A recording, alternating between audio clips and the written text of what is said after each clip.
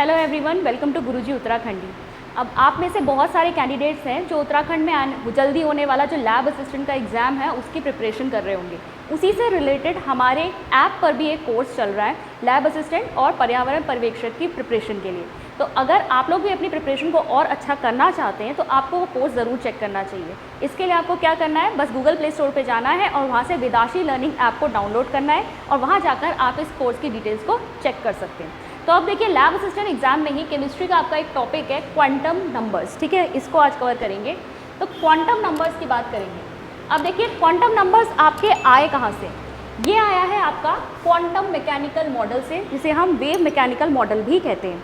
इससे पहले तक क्या होता था, बोर का मॉडल चलता था जिसने क्या कहा था कि भाई इलेक्ट्रॉन क्या है, फिक्स्ड ऑर्बिट में रिवॉल्व करता है। लेकिन उसका ये कॉन्सेप्ट बाद में जो आपका डुअल नेचर ऑफ मैटर आया या पार्टिकल आया और उसके बाद हाइजेनबर्ग अनसर्टेनिटी प्रिंसिपल आया, उसके बाद यह चीज़ हट गई थी और ये आया कि भाई इलेक्ट्रॉन डेफिनेट जगह पर हम नहीं पता कर सकते, उसको हम बस ये देख सकते हैं कि न्यूक्लियस के अराउंड मैक्सिमम प्रोबेबिलिटी कहाँ है उसे फाइंड करने की। तो यहाँ से आया था कॉन्सेप्ट आपका ऑर्बिटल्स का। ठीक है, ऑर्बिट से हटकर ऑर्बिटल्स का कॉन्सेप्ट आया था। ऑर्बिटल क्या होता है? किसी भी एटम में जो नाभिक या न्यूक्लियस होता है उसके अराउंड वो रीजन जहाँ पर इलेक्ट्रॉन के होने की संभावना बहुत ज़्यादा हो, मैक्सिमम हो।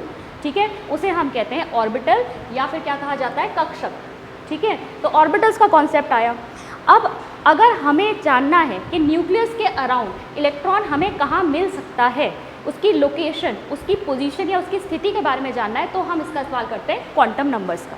तो हमारे 4 क्वांटम नंबर्स हैं: principal quantum number, azimuthal quantum number, magnetic quantum number and spin quantum number.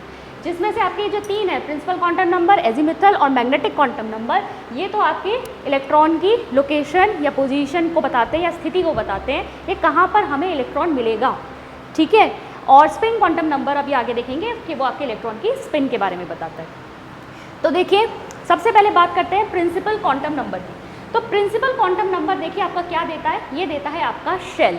ठीक है, शेल बताएगा कि कौन से कक्षाएं कोश में, और एग्जैक्टली या फिर ये आप कहेंगे प्रिंसिपल क्वांटम नंबर रियल में आपको क्या दे रहा है, ये बता रहा है आपको साइज ऑफ ऑर्बिटल। ठीक है, कि आपका ऑर्बिटल जो है वो न्यूक्लियस के अराउंड कितना बड़ा है। ठीक है, जो जितना पास होगा उतना छोटा होगा, न्यूक्लियस से दूर होता जाएगा उसका आकार बड़ा होता जाएगा। तो साइज ऑफ ऑर्बिटल बता रहा है। दूसरा बता रहा है आपका एनर्जी। ठीक है, एनर्जी ऑफ ऑर्बिटल भी ये बता रहा है। एनर्जी जैसे अगर हम पहले शेल की बात करें उसकी एनर्जी कम होगी, जैसे जैसे शेल बढ़ते जाएंगे न्यूक्लियस से दूरी बढ़ेगी, वैसे वैसे एनर्जी ज़्यादा होती जाती है। अब देखिए, प्रिंसिपल क्वांटम को हम रिप्रेजेंट करते हैं एन से। एन की क्या वैल्यूज़ हो सकती है? एन की कोई भी वैल्यू हो सकती है, 0 नहीं होगी, 1 से स्टार्ट होगी, 1 2 3 4 इन्फिनिटी अप टू इन्फिनिटी कोई भी वैल्यू इसकी हो सकती है। ठीक है, रिप्रेजेंट कैसे करते हैं हम इसे? 1 के लिए n = 1 फर्स्ट शेल है आपका, उसके लिए k आ जाएगा, n = 2 सेकेंड शेल के लिए आपका l आ जाएगा, n = 3 थर्ड शेल के लिए आपका m आ जाएगा। इस तरीके से KLMN करके हम इसको डेजिग्नेट करते हैं। ठीक है, सेकेंड आता है आपका एजीमुथल क्वांटम नंबर, जिसे हम एंगुलर मोमेंटम क्वांटम नंबर भी कहते हैं। ठीक है, ये क्या देता है आपका सबशेल। देखिए, इलेक्ट्रॉन कहाँ है? न्यूक्लियस के अराउंड आपके शेल हैं। ठीक है, शेल है, शेल के अंदर आपके क्या है, सबशेल्स हैं। ठीक है, ये कोश है, इसके अंदर उपकोश है, और सबशेल के अंदर भी आपके क्या है, ऑर्बिटल है, ऑर्बिटल कक्षक, और इसी के अंदर इलेक्ट्रॉन रहता है। तो पहले प्रिंसिपल क्वांटम नंबर से हमें एन की वैल्यू पता चली, हमें शेल पता चल गया। सेकंड जो आपका एजीमुथल क्वांटम नंबर है, ये आपका क्या बता रहा है, सबशेल बता रहा है। ठीक है, सबशेल बता रहा है, उपकोश बता रहा है, और रियल में हम देखेंगे तो क्या बता रहा है, ये ऑर्बिटल की शेप को बता रहा है, आकार बता रहा है कि उसका किस तरह का शेप होगा। भाई 3D शेप, 3D रीजन, हम ऑर्बिटल की बात करें कि 3D रीजन है, लेकिन 3D तो बहुत सारी चीज़ें हो सकती है। तो इसकी शेप कैसी है, इस पर्टिकुलर ऑर्बिटल की या इस सबशेल की शेप कैसी होगी, वो हमें इससे पता चलता है, शेप ऑफ ऑर्बिटल बताता है। ठीक है, तो L की वैल्यू अगर आप देखेंगे तो कहाँ से कहाँ तक लाई करती है, L की वैल्यू देखिए लाई करेंगी 0 से लेकर n-1 तक। ठीक है, 0 to n-1, या फिर आप इसको ऐसे भी रिप्रेजेंट कर सकते हैं कि L की वैल्यू कहाँ से कहाँ तक लाई करेगी, आपकी greater than equal to 0 and less than equal to n-1। Check करते हैं L की वैल्यू को। देखिए यहाँ पर कुछ डेजिग्नेट भी किए गए हैं अल्फ़ाबेट्स। L की वैल्यू अगर 0 है तो उसे हम कहेंगे S सबशेल। ठीक है, और S की जो सबशेल की शेप होती है वो कैसी होती है, स्फेरिकल। ठीक है, स्फेरिकल होगी, बॉल की तरह। L की वैल्यू अगर 1 है तो सबशेल होगा आपका P। P का जो शेप है वो कैसा है, डम्बेल, ठीक है, ये डम्बेल शेप है आपका। L की वैल्यू अगर 2 है तो ये आता है आपका D, ठीक है, डबल डम्बेल, डबल डम्बेल। एक डम्बल हमने ऐसे बनाया, एक ऐसे बनाया। कई जगह आपको बुक्स में क्लोवर लीफ लाइक शेप भी लिखा हुआ मिलेगा, ठीक है, क्लोवर लीफ आपकी इस तरीके की होती है, तो इस तरह का शेप भी आपको देखने को मिलेगा या लिखा हुआ मिलेगा आपको क्लोवर लीफ, ठीक है। और F की अगर हम बात करें, अगर L की वैल्यू 3 है तो इसमें F आता है आपका सबशेल, लेकिन इसकी जो आप स्ट्रक्चर या फिर इसकी शेप की बात करेंगे तो ये थोड़ा सा कॉम्प्लेक्स होता है, जटिल होता है, डिफ्यूज्ड फॉर्म होता है, तो इसको हम ज़्यादा भी यहाँ पर नहीं देखेंगे, ठीक है। अब एजीमुथल क्वांटम नंबर में ही हम चेक अगर करना चाहें कि एक पर्टिकुलर शेल के अंदर कितने सबशेल्स आएंगे, तो चलिए उसको देखते हैं। Number of subshells in a shell, ठीक है। अब हम शेल ले रहे हैं, यानी n = 1। सबसे पहले मैंने n = 1 ले लिया फर्स्ट शेल में L की वैल्यू क्या हो सकती है, L की वैल्यू क्या है, 0 से n-1 है, यानी सिर्फ हमें ये क्या वैल्यू मिल सकती है, L = 0 मिल सकती है। तो यहाँ पर केवल एक ही सबशेल हमें देखने को मिलेगा जो कि होगा S, ठीक है। L = 0 पे L की वैल्यू क्या होती है, L को हम S रिप्रेजेंट करते हैं। सेकेंड शेल की बात करते हैं, n = 2। n = 2 के लिए हमारे पास क्या वैल्यू हो सकती है, L की वैल्यू 0 हो सकती है और 1 हो सकती है, ठीक है। तो यहाँ पर 0 और 1 हो गई, और 0 के लिए आ गया S सबशेल, 1 के लिए आ गया यहाँ पे P सबशेल, तो 2 सबशेल्स आ गए हमारे n = 2 के लिए। थर्ड शेल की बात करते हैं, n = 3। L की वैल्यूज पॉसिबल क्या हो सकती है यहाँ पे, 0, 1, 2। सबशेल्स कौन से आ जाएंगे, S, P, D। ऐसे ही n = 4 के लिए अगर आप देखेंगे तो यहाँ पर आपको क्या वैल्यूज़ मिलेंगी, L की वैल्यू होगी 0, 1, 2, 3, यानी S, P, D, F, 4 subshell आपको यहाँ पर मिलेंगे। गौर करेंगे अगर आप, तो जितने आपका शेल का नंबर है उतने ही आपको यहाँ पर सबशेल्स मिल रहे हैं, यानी n = 1 के लिए आपको एक ही सबशेल मिल रहा है, n = 2 के लिए आपको 2 सबशेल्स मिल रहे हैं, n = 3 के लिए 3 मिल रहे हैं, n = 4 के लिए आपको 4 सबशेल्स मिल रहे हैं। यानी अगर मैं कहूँ कि नंबर ऑफ सबशेल्स किसी शेल में कितने हैं तो वह है =n, ठीक है, =n आ जाएंगे। इसके बाद एक और हमारा यहाँ पर फॉर्मूला निकल के आता है, ऑर्बिटल एंगुलर मोमेंटम अगर हमें निकालना हो, ठीक है, किसी ऑर्बिटल में इलेक्ट्रॉन है और उसके लिए अगर हमसे कहा गया है ऑर्बिटल एंगुलर मोमेंटम निकालने के लिए, ठीक है, तो हम कैसे निकालेंगे, फॉर्मूला है हमारा h/2π √L × L+1। अगर मुझसे कह दिया जाए 2p इलेक्ट्रॉन के लिए, ठीक है, 2p में एक इलेक्ट्रॉन है, उसके लिए ऑर्बिटल एंगुलर मोमेंटम निकालो, तो देखो यहाँ L की वैल्यू चाहिए मुझे। L की वैल्यू क्या होगी यहाँ पर, P के लिए जो है आपकी L की वैल्यू कितनी होती है, P सबशेल पे L की वैल्यू होती है 1, तो बस मैं यहाँ पर L की वैल्यू 1 रख दूंगी।